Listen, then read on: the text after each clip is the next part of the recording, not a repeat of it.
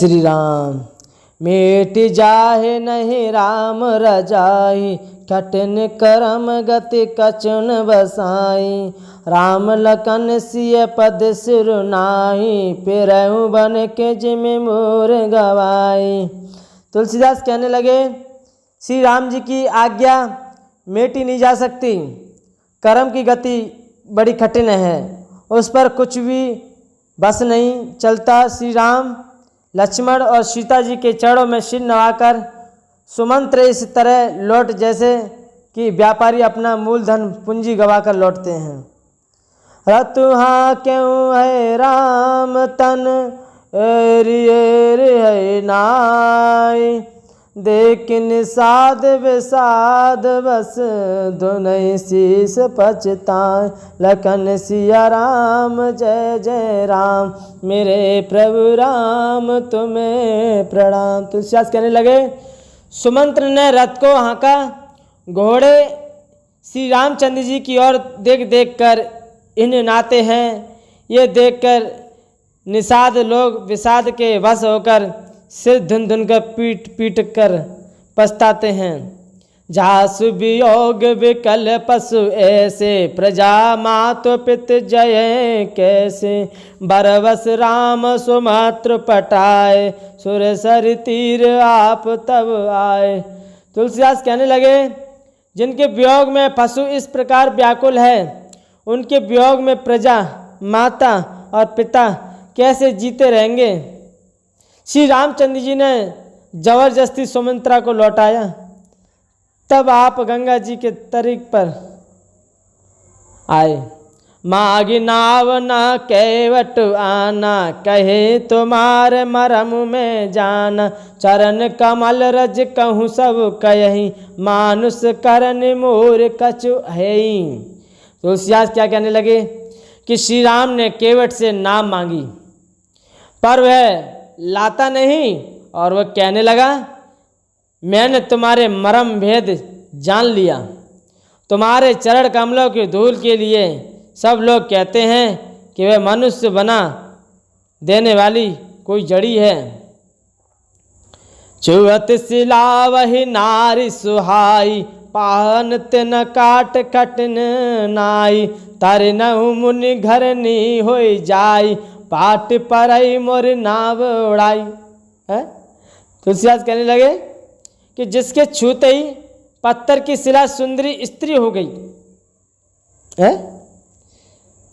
जिसके छूते ही पत्थर की शिला सुंदरी हो गई, और मेरी नाव तो खाट की है, खाट पत्थर से कठोर तो होता ही नहीं है। मेरी नाव भी तो मुनि की स्त्री हो जाएगी, और इस प्रकार मेरी नाव उड़ जाएगी, मैं लुट जाऊंगा, रास्ता रुक जाएगा जिससे आप पार ना हो सकेंगे, और मेरी रोजी मारी जाएगी, मेरी कमाने खाने की ये राय और मारी जाएगी। हे प्रतापाल सब परिवार, नहीं जानऊ कछ आयो कवारू। जो प्रभु पार अवश्य गा चयऊँ, मोय पद पदम बखारन कहूँ। मैं तो इस नाव से सारे परिवार का पालन पोषण करता हूँ, दूसरा कोई धंधा नहीं जानता। ये प्रभु, यदि तुम अवश्य ही पार जाना चाहते हो तो मुझे पहले अपने चरण कमल पखारने दो के लिए कहो। पद कमल धोई छड़ाई, नाव न नात उतराई चयो। मोय राम रावरियान, दशरथ सपत सब साची कहो। बारु तीर मारऊ लखन पे, जब लगे न पाए पखारयो। तब लगे न तुलसीदास, नाथ कृपाल पार उतारयूं। तुलसीदास कहने लगे कि हे नाथ, मैं चरण कमल धोकर आप लोगों को नाव पर चढ़ा लूँगा। मैं आपसे कुछ उतराई नहीं चाहता। हे राम, मुझे आपकी दुहाई और दशरथ जी की सौगंध है, मैं सब सच सच कहता हूँ। लक्ष्मण भले ही मुझे तीर मारे, पर जब तक मैं पैरों को पखार न लूँगा तब तक हे तुलसीदास नाथ एक कृपालु पार नहीं उतारूँगा। सुन के वट के बैन प्रेम लपेट अटपटे, बेयस करुणा है निश्चितई जानकी लखन तन।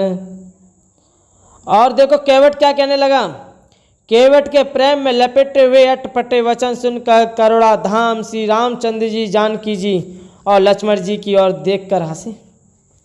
कृपा सिंधु बोले मुस्काई, सोई करूँ जय तब नाव न जाई, बेगियानु जल पाए पकारूं, ओत विलंब उतारे पारू।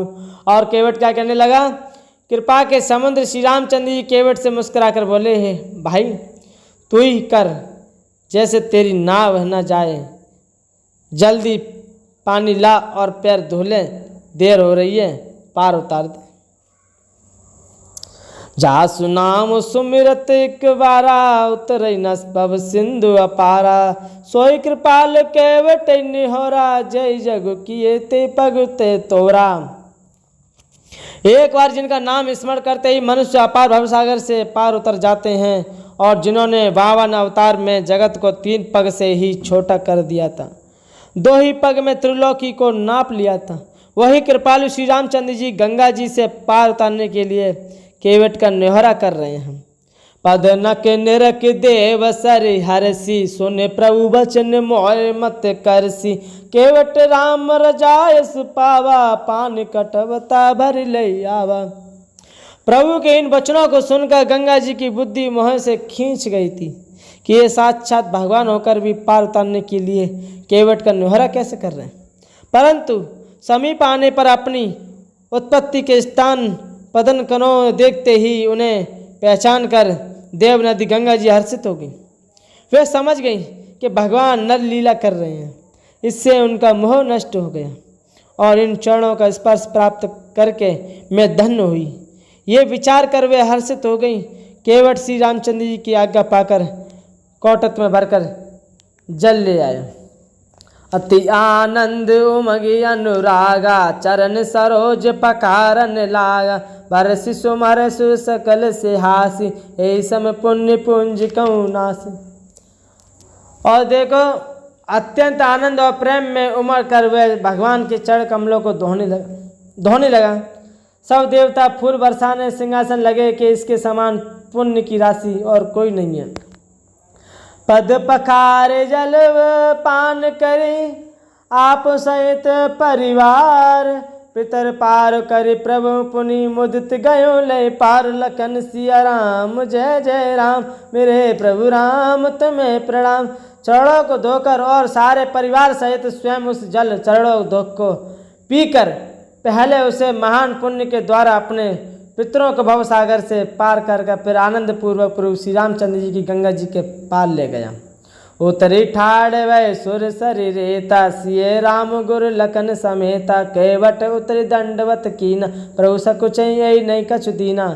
निषाद राज और लक्ष्मण सहित श्री सीता जी और श्री रामचंद्र जी नाव से उतरकर गंगा जी की रेत बालू में खड़े हो गए। तब केवट ने उतरकर दंडवत की।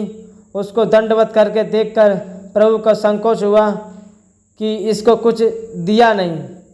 पियही किसिए जान निहारी, मन मुदरी मन मुदते उतारी, कहूँ कृपाल लय उतराई, केवट चरण गए अकुलाई। और देखो पति के हृदय की जानने वाली सीता जी ने आनंद भरे मन से अपनी रत्न जटित अंगुली से उतारी। कृपालु श्री रामचंद्र जी ने केवट से कहा, नाव की उतराई लो। केवट ने व्याकुल होकर चरण कमल पकड़ लिए और क्या कहा, नाथ आज मैं कहा ना पावा, मिटे दोष दुख दारिद दावा, बहुत काल में कीने मजूरी, आज दीन विधु बने बल पूरी। तो केवट ने क्या कहा कि हे नाथ, आज मैंने क्या नहीं पाया, मेरे दोष दुख और दरिद्रता की आग आज बुझ गई। मैंने बहुत समय तक मजदूरी की, विधाता ने आज बहुत अच्छी भरपूर मजदूरी दे दी। अब कछुनाथ न चाहे मोरे, दीन दयाल अनुग्रह थोरे, प्रतिबार मोई जो देवा, स्व प्रसाद में श्रीधर लेवा। तो केवट क्या बोला, हे नाथ दीन दयाल, आपकी कृपा से अब मुझे कुछ नहीं चाहिए। लौटती बार आप मुझे जो कुछ देंगे वह प्रसाद में सिर चढ़ा कर लूँगा। बहुत कीन प्रभु लखन सिए नहीं कछु के बटुले, विदा कीन करुणाए तन भगति बिमल वर दे। लखन सिया राम जय जय राम, मेरे प्रभु राम तुम्हें प्रणाम। प्रभु श्री राम जी, लक्ष्मण जी और सीता जी ने बहुत आग्रह यह यत्न किया पर केवट कुछ नहीं लेता।